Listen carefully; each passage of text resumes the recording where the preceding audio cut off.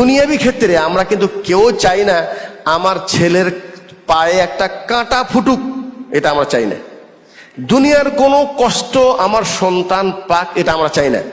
এমনকি মৃত্যুর পরেও যেন এরা তাদের পুরোটা জীবন সুখী যেন থাকতে পারে, আমরা আজীবন তাদের সেই সুখের জীবনের জন্য পরিশ্রম করে যাচ্ছি। সম্মানিত দিনী ভাই, আসলে কি আপনি যেটা করছেন এটা আপনার ছেলের জন্য কল্যাণ?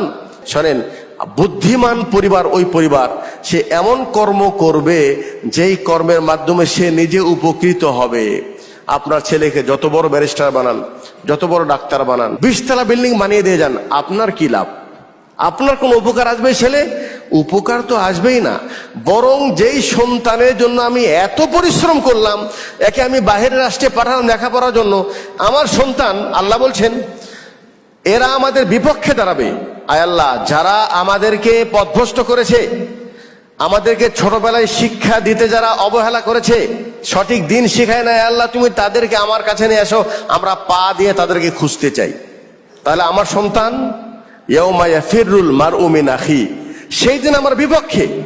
দুনিয়ার সব উপার্জন তাদের জন্য করেছি, হালাল দেখি নাই, হারাম দেখি নাই, কোনটা জায়েজ না জায়েজ দেখি নাই, তাদের সুখের জন্য আমি সব করেছি।